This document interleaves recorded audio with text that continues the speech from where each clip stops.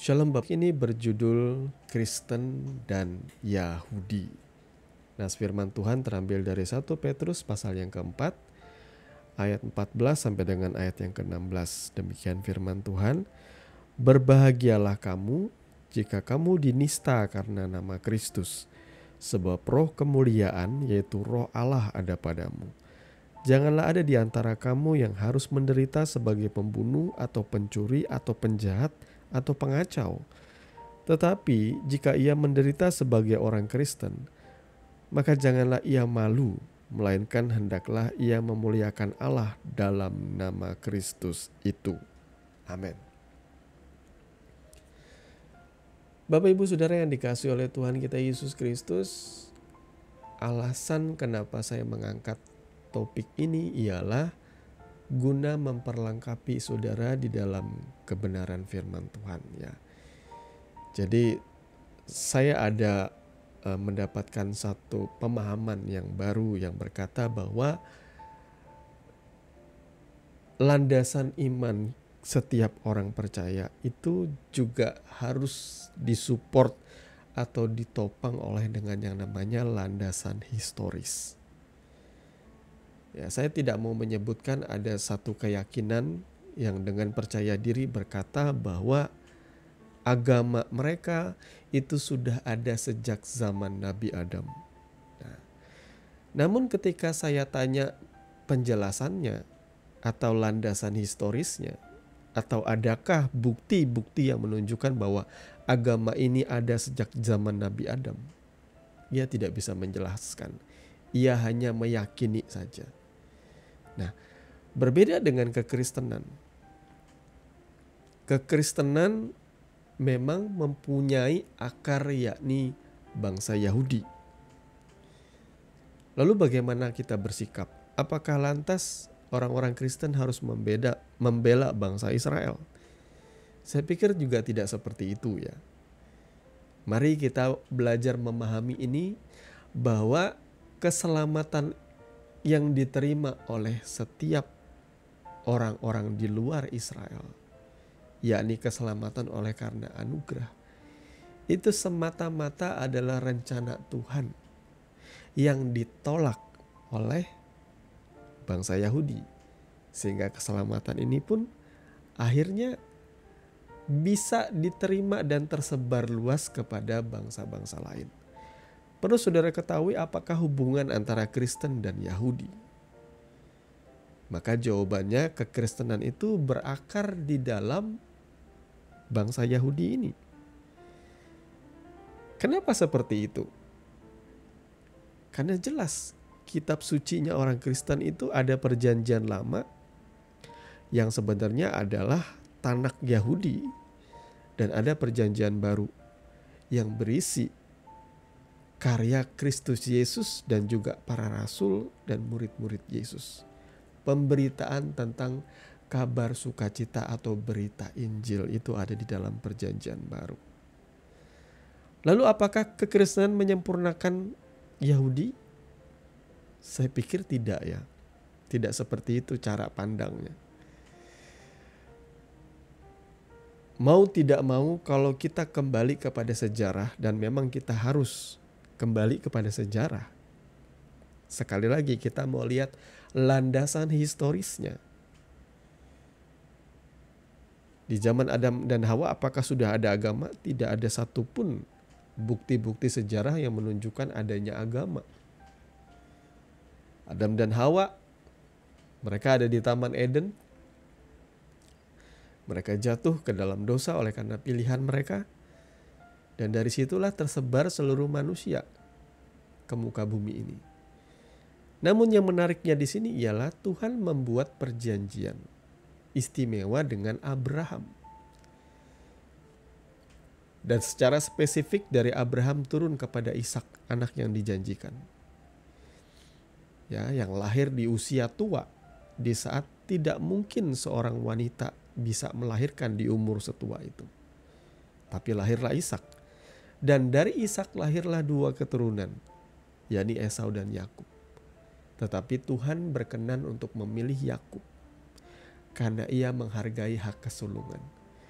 Nah, Yakub ini kemudian ketika ia bergulat untuk mendapatkan berkat Tuhan, namanya pun diubah menjadi Israel, yang artinya pangeran Allah. Nama Yakub itu sebenarnya artinya tumit, pemegang tumit ya. Atau kalau diartikan itu bisa artinya penipu, karena memang garis kehidupan Yakub itu banyak kali ia menipu. Tapi kemudian di akhir hidupnya luar biasa. Tuhan memilih keturunan Yakub atau Israel ini menjadi bangsa pilihannya. Ini adalah fakta sejarah. Anak-anak Yakub itu ada 12 suku, saudara ya. Saudara bisa sebutkan ya.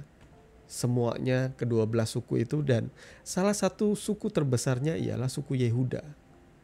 Bahkan di era-era raja-raja ada kerajaan Yehuda dan ada kerajaan Israel, dan Tuhan berkenan dengan keturunan dari kerajaan Yehuda, ini Raja Daud.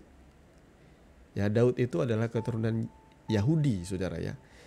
Jadi kalau seandainya ada tokoh-tokoh di dalam Alkitab atau di dalam Tanakh, yakni di dalam Perjanjian Lama itu yang disebutkan di dalam kitab-kitab yang lain di luar kekristenan, maka referensinya ialah kita kembali kepada yang pertama, yang lebih tua ya. Kalau ada keyakinan-keyakinan lain yang usianya lebih muda 700 tahun dengan kitab sucinya, maka walaupun di situ ada disebutkan tokoh-tokoh Alkitab, saya tidak katakan itu sama. Saya lebih suka berkata bahwa tidak sama. Tokoh-tokoh di dalam kitab suci kita, di dalam Tanakh atau di dalam Perjanjian Lama dan kemudian juga dalam Perjanjian Baru itu lebih sahih, lebih bisa dipertanggungjawabkan. Bahkan kekristenan tidak mengubah sama sekali Tanakh itu. Apa yang tertulis dalam Perjanjian Lama itu memang sama persis dengan apa yang tertulis di dalam Tanakh ya. Tidak ada yang berubah. Karena dari sanalah kisah dari umat pilihan Tuhan, yakni Israel atau bangsa Yahudi, karena suku Yehuda adalah suku yang terbesar sehingga akhirnya bangsa Israel itu disebut sebagai bangsa Yahudi. Murid-murid Yesus, bahkan Yesus sendiri lahir di tengah-tengah bangsa Yahudi. Yesus lahir dari Yusuf dan Maria. Yusuf adalah keturunan keturunan Daud, saudaranya kalau dirunut. Dan akhirnya Yesus menggenapi apa yang dikatakan bahwa ada yang namanya tunas Daud, seperti itu ya. Dan kalau saudara tanya kepada orang-orang Yahudi, khususnya ahli-ahli Taurat, mereka tahu dan sadar mengenai nubuat akan Mesias yang akan datang. Tetapi mereka tidak percaya bahwa Mesias itu sudah digenapi di dalam Yesus. Jadi sampai hari ini kebanyakan orang Yahudi, khususnya orang-orang terdidik, para rabi dan sebagainya, mereka masih menanti-nantikan Mesias yang dinubuatkan di dalam Perjanjian Lama. Ya, karena mereka tidak bisa menerima bahwa Yesuslah yang dinubuatkan atau yang dijanjikan itu. Jadi Bapak Ibu Saudara yang dikasihi oleh Tuhan kita Yesus Kristus, saudara bisa melihatkah hubungan antara Kristen dan Yahudi? Mungkin muncul satu pertanyaan, kenapa orang Kristen memakai kitab suci atau Tanakhnya Yahudi? Karena sekali lagi, memang kita berakarnya dari sana. Semua hal yang ada di dalam kitab Yahudi, di dalam Tanakh itu, berisi nubuatan mengenai Sang Juru Selamat, yakni Yesus Kristus. Dan semuanya itu digenapi di dalam Yesus Kristus. Dan tidak ada satupun yang dikatakan bahwa orang Kristen itu yang mengubah Tanakh atau Perjanjian Lama, itu tidak ada.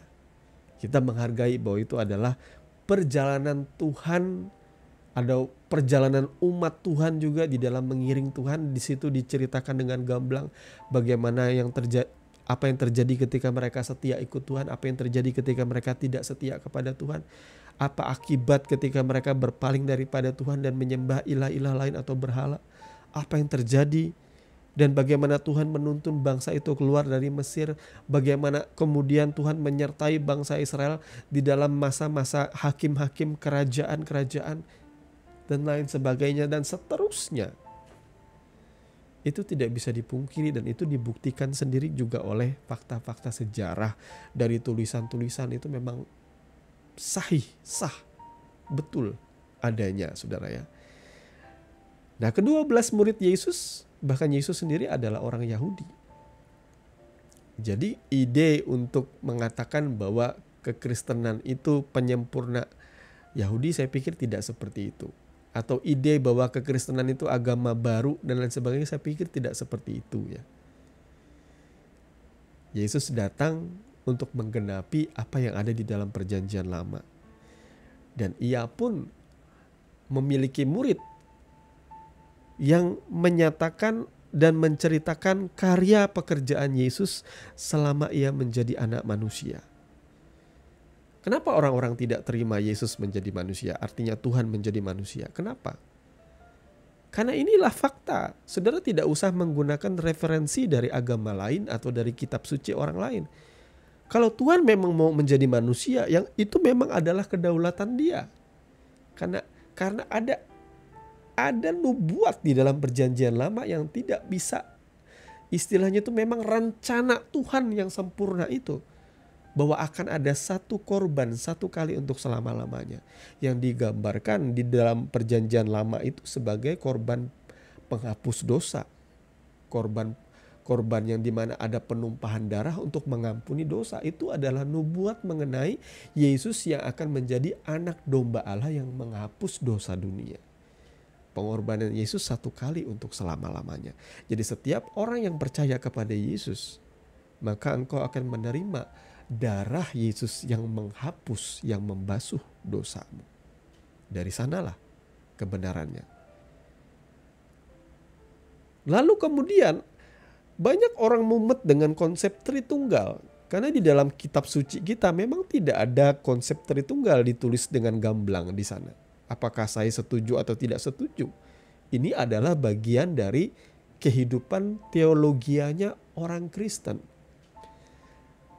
Sebenarnya yang menulis kitab suci perjanjian baru itu adalah orang Yahudi. Yani mereka notabene adalah murid Kristus. Dan saudara perlu tahu, di dalam pemahaman orang Yahudi, Tuhan itu cuma satu. Tuhan itu Esa. Jadi kalau ada begitu banyak bahasa-bahasa yang jelimet di dalam Bible atau perjanjian baru, yang seolah-olah menggambarkan Tuhan itu adalah satu hakikat dengan 3 persona. Nah, memang begitu adanya orang-orang menggambarkan pribadi Tuhan. Yang jadi masalah ialah sekarang orang memasakkan konsep dari agama lain untuk dipaksa dalam kekristenan. Saya katakan tidak bisa. Tidak bisa seperti itu. Bagaimana cara Tuhan bisa melogikakan dirinya yang melampaui akal pikiran manusia? Kita akan sulit memahami. Dan ketika Tuhan itu seolah-olah memang ia terlihat seperti 3 persona di dalam satu hakikat, memang begitulah adanya. Sulit kita bisa memahami pekerjaan Tuhan. Aku dan Bapa adalah satu, kata Yesus. Pada mulanya adalah firman. Firman itu bersama-sama dengan Allah. Dan firman itu ialah Allah. Bagaimana saudara memahami bahasa seperti ini? Saudara pasti akan lebih sempurna memahaminya ketika engkau sendiri berjumpa dengan Tuhan. Di situ engkau akan tahu. Ya, di dalam, sekali lagi, bagi orang Kristen Tuhan itu Esa, sama seperti orang Yahudi juga memandang Tuhan itu Esa. Tapi kemudian kepada praktiknya ketika ia menjadi manusia, itu mulai membingungkan. Lalu di mana Tuhan ketika Yesus menjadi manusia? Lalu di mana Tuhan? Tuhan tetap ada di seluruh alam semesta ini. Masa Tuhan meninggalkan surga lalu dunia ini sepi tanpa Dia? Tidak seperti itu. Inilah bagian di mana kita tidak bisa memahami konsep dari Bapa, Anak, dan Roh Kudus itu. Saya tidak ingin berusaha menjelaskan ini dengan ilustrasi seperti apa. Yang saya tahu, ya, Ia adalah Bapa, Ia adalah Anak, Ia adalah Roh Kudus. Ketiganya yang esa. Kemudian Bapak Ibu Saudara, ada orang-orang di luar sana kemudian berkata seperti ini juga. Kenapa orang Kristen tidak seperti Yahudi? Orang Yahudi kan masih tidak makan babi. Dalam bahasa Yahudi ada yang namanya kosher dan low kosher. Makanan yang patut dimakan dan tidak patut dimakan. Kalau kita terjemahkan tuh haram dan tidak haram. Babi itu bagi orang Yahudi adalah makanan yang tidak patut dimakan. Kenapa orang Kristen tidak seperti itu? Nah, karena kalau saudara belajar di dalam perjanjian lama, maka hukum Taurat atau Tanak yang berisi hukum Taurat Musa dan juga ketentuan-ketentuan dan aturan-aturan itu pada dasarnya ialah perjanjian Allah, perjanjian Tuhan dengan bangsa Israel, bukan dengan orang-orang di luar Israel. Jadi Tuhan mengikatkan satu perjanjian bahwa kamu menjadi umatku, aku menjadi Allahmu, ialah dengan cara kamu harus menuruti segala yang tertulis di dalam hukum Taurat ini. Termasuk di dalamnya larangan mengenai makanan ini itu yang tidak boleh dimakan dan sebagainya. Ini juga berlaku bagi salah satu aliran Kristen yang sampai hari ini masih menghormati hari Sabat, yakni hari Sabtu. Mereka cuma beribadah hari Sabtu. Mereka juga tidak makan babi. Ada salah satu aliran Kristen. Dan saya tidak ingin bermaksud menyerang aliran ini ya. Tetapi saya ingin meluruskan. Karena ada banyak aliran ini yang berkata seperti ini.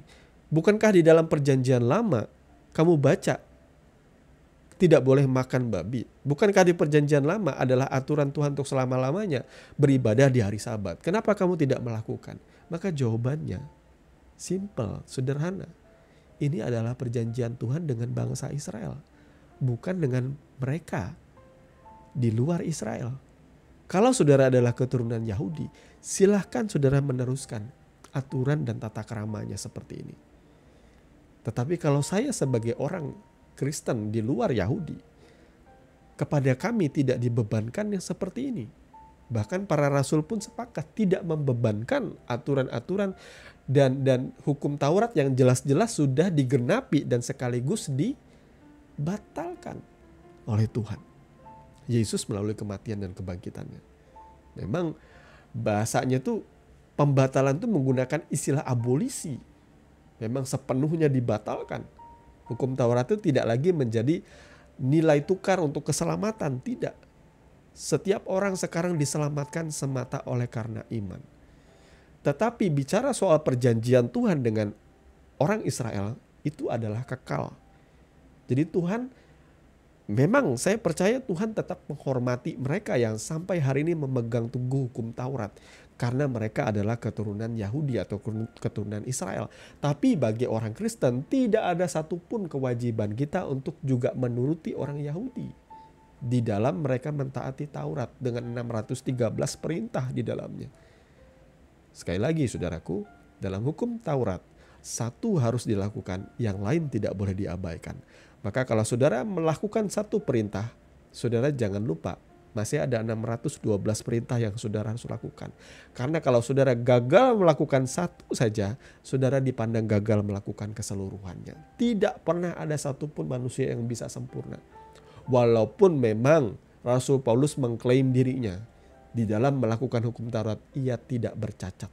Tetapi kesemuanya itu dia anggap sebagai sampah dibandingkan dengan pengenalannya akan Tuhan Yesus Kristus. Rasul Paulus itu orang yang terdidik, saudara ya. Banyak suara-suara sumbang di luar sana yang berkata bahwa Rasul Paulus itu adalah penyesat. Banyak, saudara tidak perlu dengarkan mereka.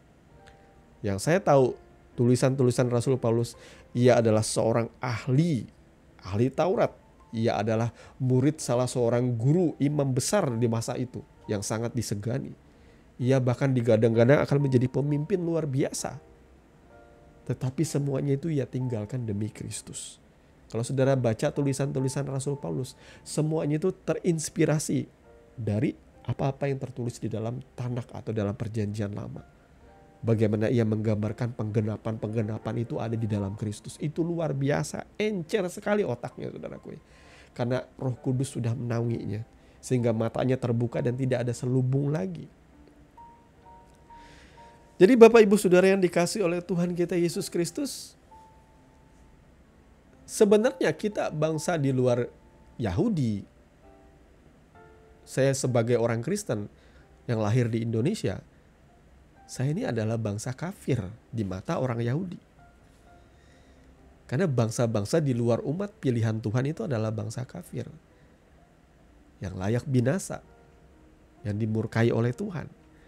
Tetapi syukur oleh karena kedegilan dan kekerasan hati orang-orang Israel ketika mereka salah menginterpretasikan kedatangan Mesias yang harusnya sudah terjadi melalui Yesus Kristus.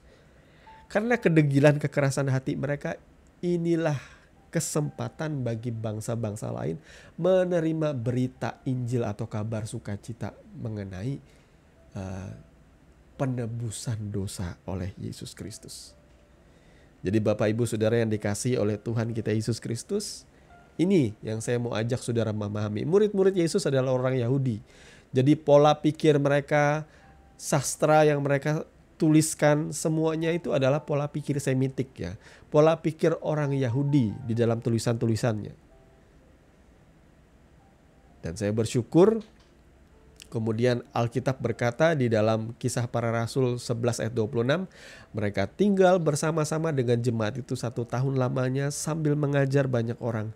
Di Antiokialah murid-murid itu untuk pertama kalinya disebut Kristen. Nah saudara, orang Kristen itu bukanlah agama, ya.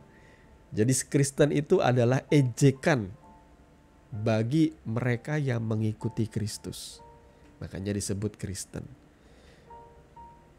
Orang-orang pada masa itu menjunjung tinggi yang namanya filosofi, kemampuan berpikir dan lain sebagainya, hikmat.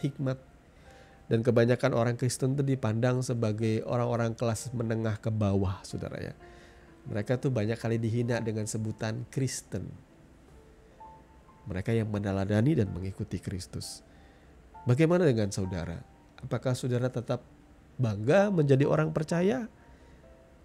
Bagian dari orang percaya kepada Kristus ialah saudara akan menderita oleh karena nama itu. Kalau saudara mengiring Tuhan, saudara menderita, dianiaya, diintimidasi, maka bersyukurlah.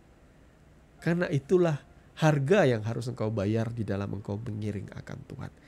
Tuhan sendiri disesah dan menderita, saudara pun akan menjalani hal yang sama, kemuliaan yang sama sebagai pengikut-pengikutnya. Jadi Bapak Ibu Saudara yang dikasihi oleh Tuhan kita Yesus Kristus, sudahkah saudara melihat ada korelasi hubungan antara Kristen dan Yahudi? Yang intinya saya ingin memberikan penggambaran saja kepada saudara bahwa inilah faktanya, inilah dasar atau landasan sejarahnya. Jadi kita jangan menjadi orang Kristen yang cuma meyakini, wah aku yakin, nggak bisa ya. Saudara tidak hanya sekedar itu, tapi ada bukti-bukti, ada landasan-landasan historis yang menopang keyakinan kita. Tidak ada ininya, tidak ada bukti historisnya, tidak ada peneguhan dan lain sebagainya, maka itu adalah keyakinan yang konyol. Ya, saudaraku ya. Maka lebih baik kita berprinsip seperti ini. Kalau saudara ada mendengar nama Yesus disebutkan di dalam kitab suci agama lain, kalau saudara mendengar ada sebutan tentang tokoh-tokoh Alkitab yang disebutkan di dalam kitab suci agama lain, maka percayailah yang lebih duluan ada. Yang ribuan tahun lebih duluan ada. Itu yang harus saudara percayai. Ya, kalau yang lain maka saya akan anggap itu adalah peniru saja. Jadi katakanlah seperti ini. Jam Rolex yang baru duluan mana munculnya dengan Rolex KW? Maka jawabannya ialah yang original lebih duluan ada. Yang KW itu kan meniru. Jadi kalau ada kitab suci yang isinya tokoh-tokoh di dalam kitab suci orang Kristen yang ribuan tahun lebih duluan ada Tanak ya. Maka yang kemudian ada itu, apalagi yang lahir di abad 6 dan ke-7 itu, saya katakan tidak sama dengan kekristenan. Ya, itu bukan Yesus yang sama. Ya. Karena firman Tuhan katakan di dalam, saya lupa sebentar, saya akan sambil cari ayatnya ya. 2 Korintus 11 ayat 3 dan 4 berkata, "Tetapi aku takut kalau pikiran kamu disesatkan dari kesetiaan kamu yang sejati kepada Kristus, sama seperti Hawa diperdayakan oleh ular itu dengan kelicikannya.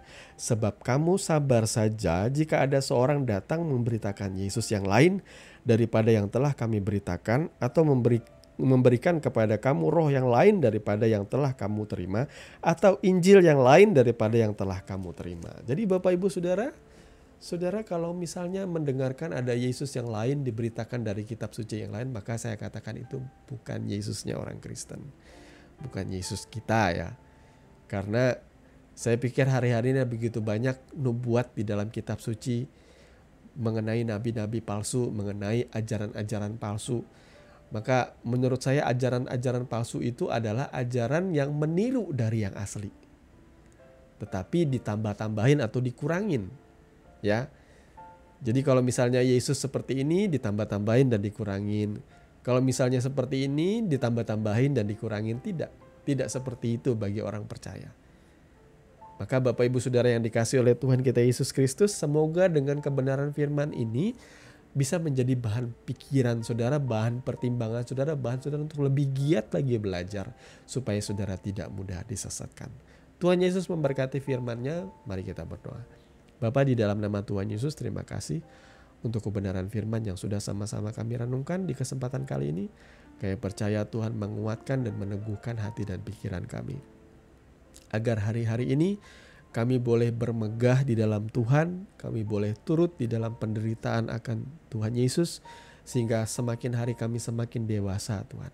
Tuhan kuatkan kami, otot-otot iman kami, pemahaman pengertian kami, dan izinkan kami untuk terus belajar dan bertekun sampai kami tua, bahkan sampai rambut kami memutih dan Engkau memanggil kami pulang Tuhan. Kami mau belajar memperlengkapi diri kami supaya kami tidak mudah disesatkan dan menggadaikan iman kami untuk segala apapun yang ada di dunia ini. Bagi kami, pengiringan kami akan Tuhan adalah yang paling utama.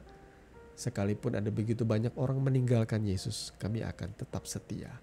Di dalam dan demi nama Tuhan Yesus kami berdoa. Haleluya. Amin. Saudaraku yang dikasihi Tuhan, saudara sudah mendengarkan kebenaran firman yang kiranya boleh menjadi dasar dan kekuatan di dalam setiap kehidupan saudara. Sampai bertemu lagi di podcast Renungan Firman Mutiara hari ini yang berikutnya. Kasih karunia menyertai saudara sekalian. Shalom.